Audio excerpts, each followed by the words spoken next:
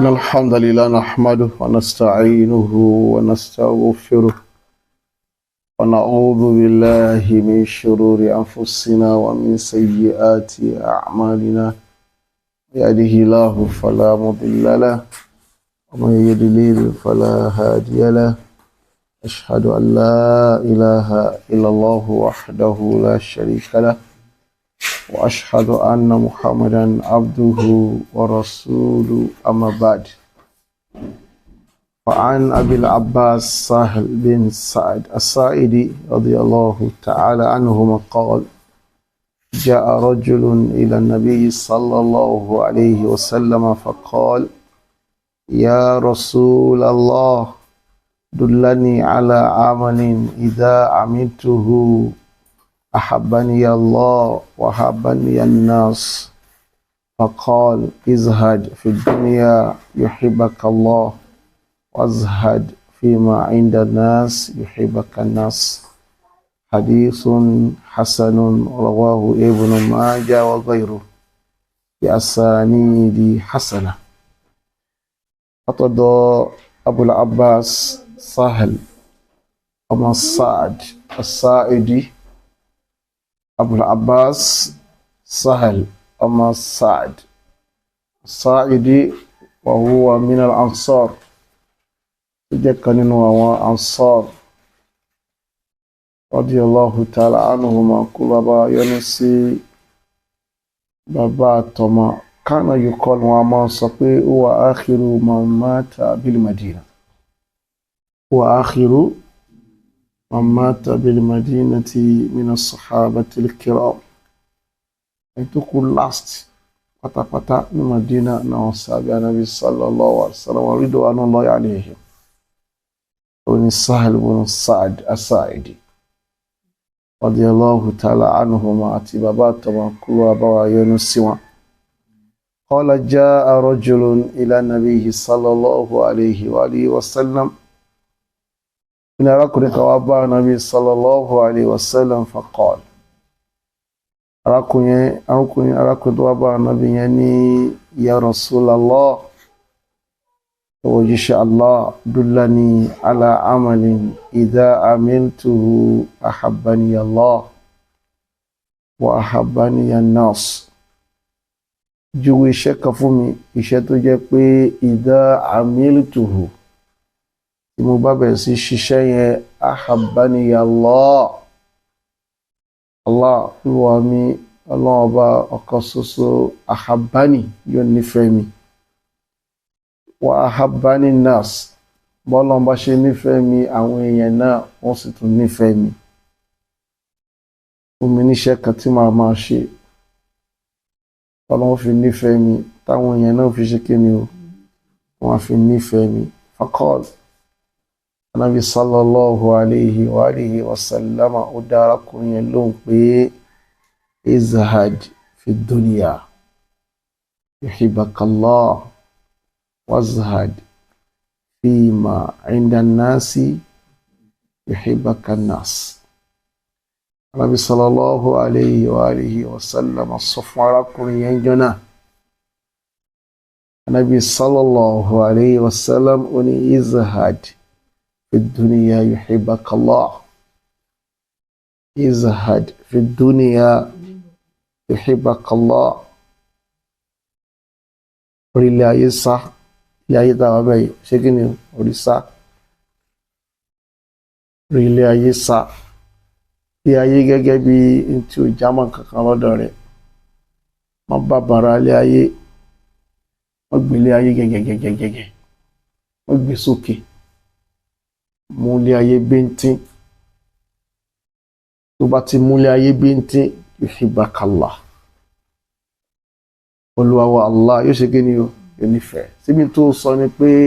kájúwe nǹkan kankan fún ẹ tó jẹ́ pé tó bá ṣe ahabbakallah Allah máa nífẹ̀ẹ́ tágbé tó fẹ́ nìyẹn izhad fi dunya múlẹ̀ ayé bíntín ìdí ni pé Olúwa wa Allah gẹ́gẹ́ bá ṣe sọ fún wa ní jókòó kà láàárọ̀ àná pé Allahu la yuhibbu dunya Olúwa wa Allah kò nífẹ̀ẹ́ ilé ayé tó ti yé Ọlọ́run nífẹ̀ẹ́ ilé ayé so tó o bá ti wá mú ní tíntín ní bíntín ìtòlúwa ò nífẹ̀ẹ́ yẹn Olúwa máa nífẹ̀ẹ́ rẹ̀ ṣùgbọ́n tọ́lọ́run ò nífẹ̀ẹ́ yẹn tó bá tirẹ̀ sí bàbàrà rẹ̀ tó ń tìtorí ẹ̀ pààyàn tó láwọn yẹn ń tìtorí ayé para wọn subhanallah wọ́n fẹ́ ṣe election lọ́sùn olóròyìn tá à ń gbọ́ ẹ̀mí tó ti sùn torí wọ́n fẹ́ ṣe election torí wọ́n fẹ́ àwọn kan láwọn fẹ́ di governor àwọn kan sọ pé àwọn ò ní kú níbẹ̀ tó ti yé ẹ̀mí tó ti sùn à ń parẹ́ ní wallahi kìí ṣe kékeré kí ló fà á ìfẹ́ kí ló fà á ìfẹ́ ilé ayé ni ìfẹ́ ilé ayé ni subhanallah ìfẹ́ ilé ayé ló ń fa gbogbo játijàti yẹmọ yẹn ló fi kí principle tánàbí wa Muhammad sallallahu alayhi wa sallam tó fi kalẹ̀ yìí táwọn mùsùlùmí àbíká tó fáwọn èèyàn humanity as a whole tá bá bẹ̀rẹ̀ sí í lò ibi kan múlẹ̀ ayé bíntín jẹ́ pé the leadership position táwọn èèyàn máa ń torí ẹ̀ para wọn táwọn èèyàn máa ń sá fún ìpánà wa Muhammad sallallahu alayhi wa sallam kò encourage àwọn mùsùlùmí ká máa jà sípò ó sọ fún Abdurrahman ibn Samura pé ya Abdurrahman la tas'ali anil imara àbí ẹ̀kọ́ wa Abdurrahman má béèrè fúnpò lórí o má sọ pé wàá so lórí o gbogbo tí a fi ní peace of mind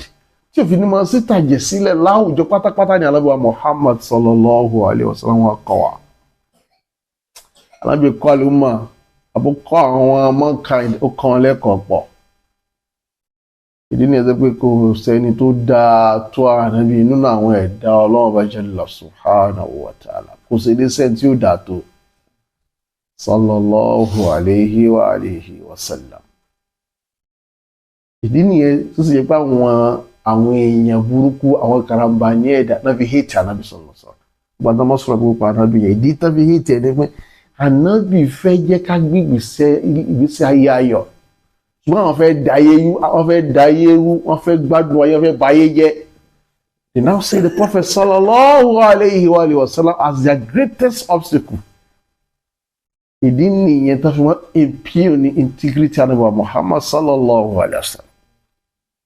ẹgbọ́n tí ń ṣe bùdé dé àbí sallallahu alayhi wa sallam alábi sọ fárákùnrin yẹn jọ náà pé izhad fi dunya yuhibbukallah owó táwọn gbogbo tí báwọn yẹn sọ gbáyé gẹ́gẹ́gẹ́ ìwọ qalilha rílé ayé ni tí ò já mọ́ kankan rílé ayé ni tó jẹ́ pé bíntín ni tó bá ti ṣe bẹ́ẹ̀ yuhibbukallah olùwàwọ̀ Allah yóò nífẹ̀ẹ́ rẹ̀ wọ́n ni wazhad fima inda nasi wazhad fima inda nasi bẹ́ẹ̀ náà sì ni rí tó ń bẹ lọ́dọ̀ àwọn èèyàn yẹn rìsá gbogbo táwọn èèyàn ń karamọ́ sí kí rẹ̀ yẹn ṣégí ni rìsá principle ńlá ni báwọn yẹn ń jà sí yẹn ọkùnrin ìwò bá wá dẹ́sẹ̀ yẹn ẹ̀mọ́ ní onídìí ẹ̀ máa mú lọ àwọn èèyàn tó ń jà sí yẹn yuhibbaka àwọn yuhibbunaka wọ́n padà nífẹ̀ẹ́ rẹ̀ àwọn náà máa nífẹ̀ẹ́ bẹ́ẹ̀ afẹ́ bá dá sí ní tiẹ̀ àwọn làwọn afá yàtọ̀ ń tiwọn ìjọba náà máa ń lọ gbogbo táwọn máa ń fa ìyàwó yẹn bó sì yẹ kí mùsùlùmí rí láwùjọ nìyẹn ìtàwọn yẹn bá ń tìtorí rẹ̀ ìjà tó ń para wọn sí wọ́n sì bẹ̀ nípò orí ìtìpé ìkànnì òwúwọ́ náà ó kúkú wúwọ́ náà wọ́n náà kúkú láìkẹ̀ ìkànnì náà wúwọ́ náà láìkẹ̀ ṣùgbọ́n ó ti ráwọn èèyàn díẹ̀ tó ń para wọn tó ń jà tó ń ka wọn ẹlẹ́ṣẹ̀ nítorí ẹ̀ kí ló wá ṣe fi ilẹ̀ fún wọn mùsùlùmí yìí jà sípò mùsùlùmí yìí lọ́bì mẹ́rin nìkan ẹ̀yà kankan fẹ́ dé tọ́lọ́ba ní wà á jẹ tọ́lọ́ba ní wà á dé wá sí kí ni tó o bá ti ṣe tó yẹ kó o ṣe lẹ́gálì tó a pé sátífíkẹ́tì kan ló yẹ kó o lọ ṣiṣẹ́ lé lórí kó o lọ kàwé gbà lápẹ́ promotion exam kan ló yẹ kó o lọ ṣe promotion exam yẹn tó ti yé tó bá ti ṣe gbogbo ìyẹn tán tọ̀ tawakkal ala Allah gbára lé Allah mọ́mọ́ lọ́bì káàkiri mọ́mọ́ gán ọ́fíìsì gbé ẹ̀dákun ẹ̀hán gbàgbé mi ẹ̀dákun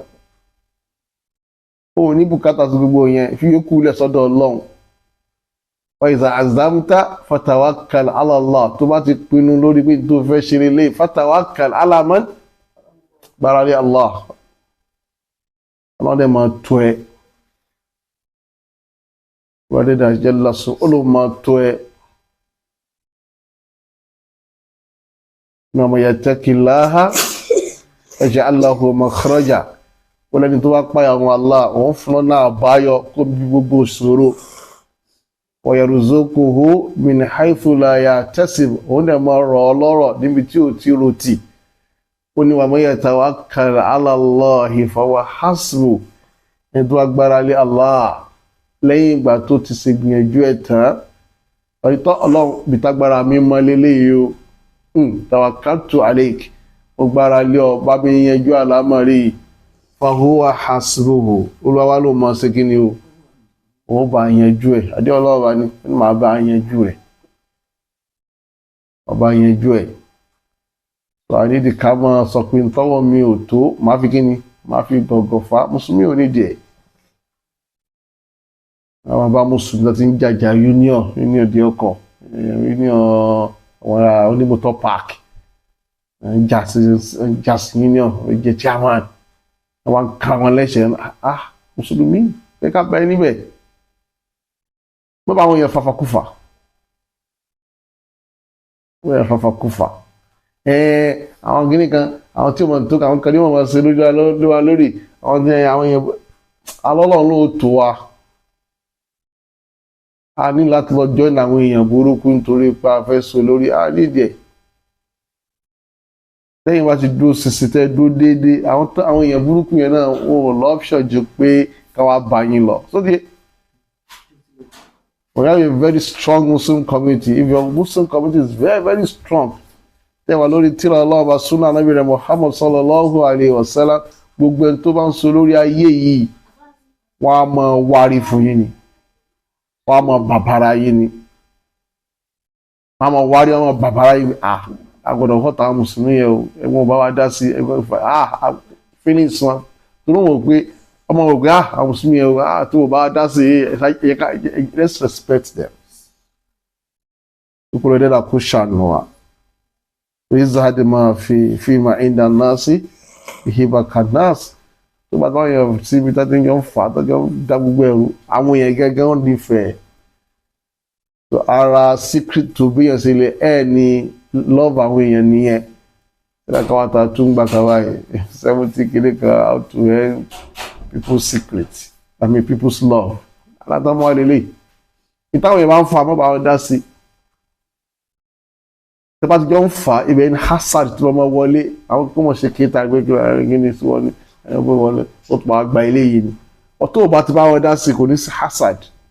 kò ní sí kéta olùwẹ̀dẹ́dà kò ṣàánú wa wọn ní hadithun hasan ni Imam Ibn Majah náà gbà wá